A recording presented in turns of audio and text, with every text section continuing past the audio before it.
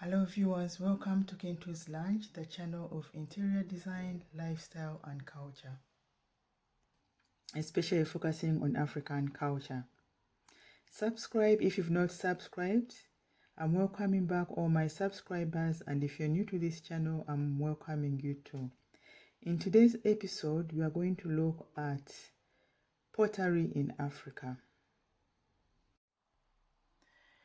The process of making pots involves mixing earthen minerals, clay and water, and these are shaped into form, and once this is done, it is then put in a furnace of fire to fire them until they harden and become heat resistant.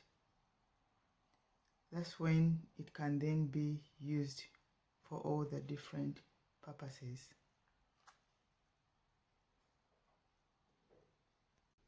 We'll look at the different areas where pottery has been made. We're going to look at where it originated. It's believed where it originated, and then we'll look at a few other areas where it's still being carried out. But this is not to say that these are the only countries where pottery is being done. Pottery is done in most African countries, but we can't cover the whole topic about this because it would be a very long topic. So we're just picking out some few countries, but all these we're going to talk about, you find that it applies in your own countries as well. Okay, so let's start off now. Ojogu is an area in Dogon county in Mali. The Ojogu has yielded the earliest pottery found in Africa, and it is believed to be one of the earliest regions, along with East Asia, in which the independent development of pottery occurred. Between the late 10th millennium BCE and early 9th millennium BCE, the creators of Ojogu pottery migrated along with their pottery from Ojogu into Central Sahara and to the rest of Africa. To this day, in the Dogon region, pottery is still carried out by women. Pottery comes in different shapes and unique patterns. To identify which region and functions of the pots. According to Oblumi Ojemwiri of Africa News, Africans were the first to create clay pots 11,000 years ago, that is in Ojogu in Mali, in a bid to store food. Pottery is one of the many arts that have stood the test of time. When climate changes began to affect the survival of humans about 11,000 years ago, the harvesting of farm produce became tedious, hence the venturing into pottery and ceramic making in a bid to preserve food. Pots are used everywhere in Africa to serve the same function. In Nigeria, pottery is used for utilitarian, magical, social, and commemorative and religious purposes. In East Nigeria, among the Igbo, Ibibio, and Kalabari, pots are used for musical instruments, e.g. the Udo drum. In Nigeria, pottery is one of the cheapest crafts, mainly carried out by women. The raw material used in making pottery are clay and water, which are common as well as found throughout the country. There are no machinery involved in making pottery, therefore it's a cheap craft. But the results are really beautiful. Among the Yoruba, pottery is solely a women's occupation, and it's usually passed from mother to daughter through apprenticeship. This activity is carried out at a specific pottery site known as Embu. One of the known places for artistry and pottery is Lorraine, Kwara State. It's an important center of pottery.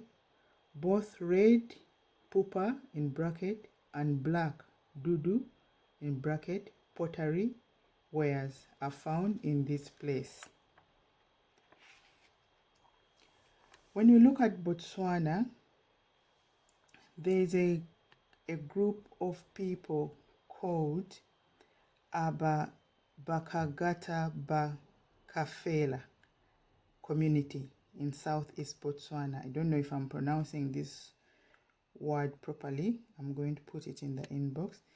The women potters use clay soils here with weathered sandstone, iron oxide, cow dung, water, wood, and grass to make pots of various designs and styles that relate to the different traditional beliefs and practices of the community.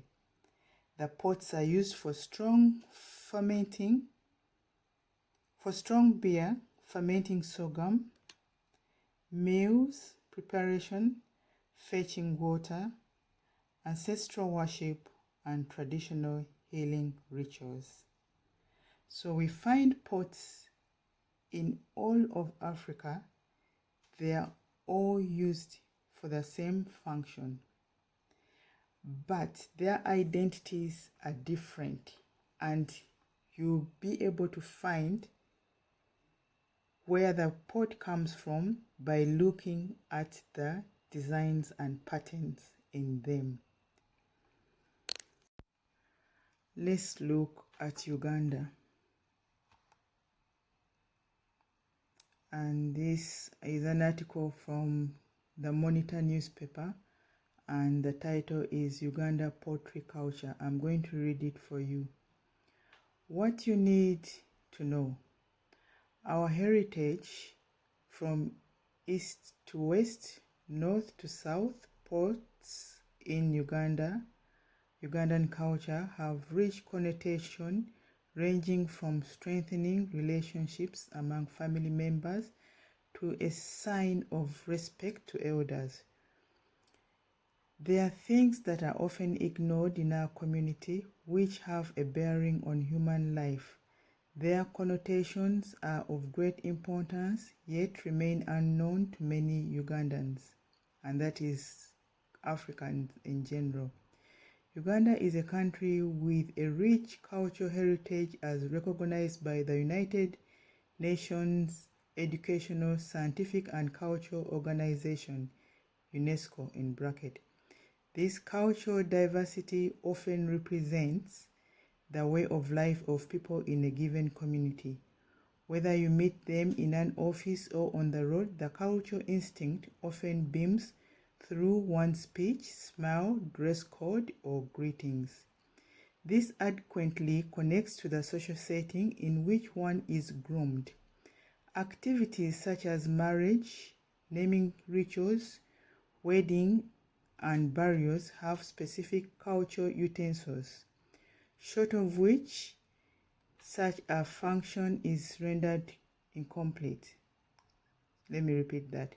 Activities such as marriages, naming rituals, weddings, and burials have specific cultural utensils, short of which such a function is rendered incomplete. But aren't these cultural utensils irrelevant in this era of modernity? Can't they be replaced with modern ones? The answer is hardly. They are indispensable tools for such functions, whose importance goes beyond their physical appearances.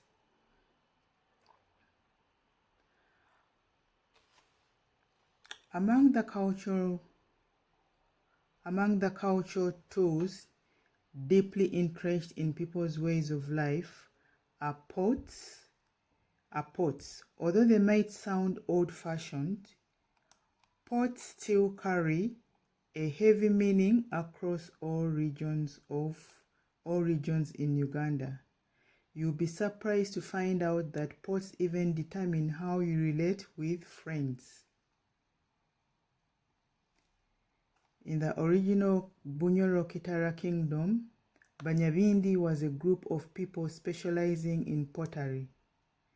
In Runyakitara, the name Banyabindi was coined from the economic activity they were known for.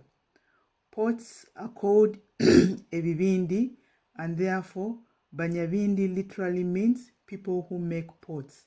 The Banyabindi would move around the Bunyoro Kitara Empire in search of clay for pottery, a skill that is said to have originated from their ancestors. In those days, the main role was to supply pots to Bunyoro Kitara kingdom before it spilled into Bunyoro, Tolo, Renzuru, and the newly recognized Bundijia Bamba kingdoms. Okay. Besides being used in palace rituals, pots are part of the domestic utensils. They are part of the domestic utensils for various purposes. Thus, most of the tribes in Western Uganda regard them as essential tools in their families. For instance, pots are served as traditional fridges for keeping drinking water cold. Water from the pot has a unique taste, says Stephen Rangeri, the executive director of Engabo Zatoro Culture Organization. They also work as traditional plates, mainly used for traditional cultural functions. For instance, even today during culture functions, people gather and have a meal from one pot, Rangeli explains. This signifies mutual obligation to guarantee life to one another, a sign of shared life. Among the Batoro and Banyoro, pots are used during the Impako naming ritual.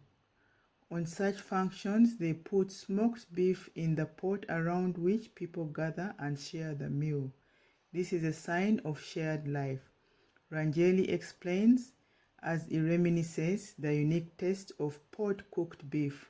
Additionally, they are used to invoke the family gods and to prepare a meal to appease them through this though this practice is diminishing.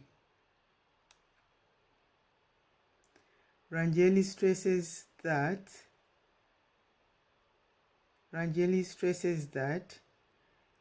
the significance of pots has a bigger impact on human lives. Pots are indispensable tools in Toro culture. They are used on introduction rituals to signify shared life, togetherness, and to guarantee life to one another, he adds.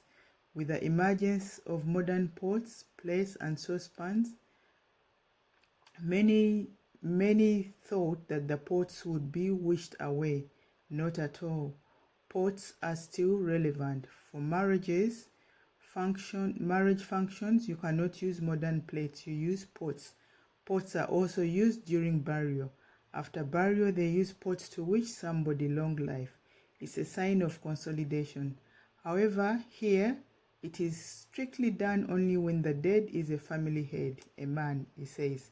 The offspring of the dead gather around one pot and eat smoked beef, an act that signifies reconciliation to keep children or family members together.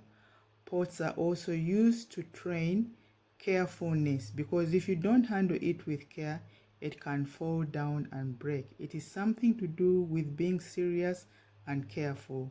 Skills of steadiness in handling precious things were among the most emphasized, Rangeli stresses. For instance, a new woman in marriage would be tested with a pot. They would send her to fetch water, as they would see if she could carry the pot without breaking it. Should she break it, she would be perceived as a reckless woman. So, the Banyankole make milk pots, meat dishes, water pots, and troughs for fermenting beer. In Buganda, Tofiri Malokwezi, an elder, says in the past, during marriage functions, the family of the bride-to-be would fetch water from the pot in the house and give it to the groom to be a sign of friendship, an act that signifies the relationship between the families. To this day, in most introduction ceremonies, the bride comes with a gift for the groom-to-be, and that, I should think, relates to that same principle. The Acholis, those are from northern Uganda. Moses Tulu 51 from Gulu says, among the Acholi, mainly used for carrying water. Pots are mainly used for carrying water and cooking food. They're a symbol of cultural identity during marriage. The two-mouthed pot, however, is used in some rituals like birth and initiations of twins. The Bagwele, who are from eastern Uganda, Kakaire Tutu, the Minister of Culture in Bugweri Chiefdom, says in their culture, pots are regarded as house utensils, not much ritual significance. So there you go, pots are really important in African societies.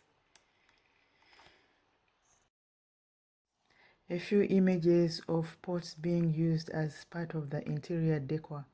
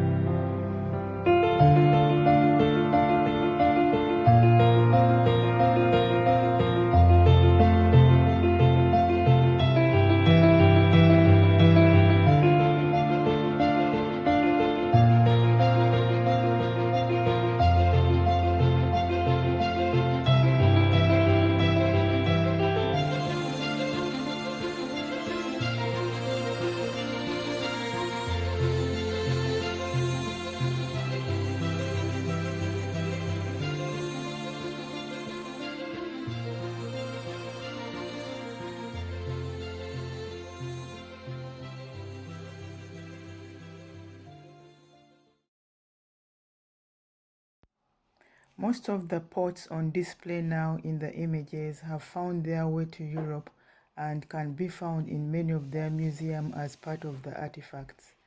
I urge Africans who know this trade to continue doing this and pass this knowledge on to the young generation so that the young ones can be able to enjoy these functions and beauty of these pots in the future. The Europeans may have taken our artifacts, but they didn't take our knowledge. Thank you for watching. I hope you've enjoyed this video and you've learned a few things or two to add to your knowledge of African pottery. Thank you for watching. I'll see you next time. This is Susan. Have a good day, all of you. Bye. And if you've not subscribed, subscribe, like, share, and comment. Thank you very much. Bye.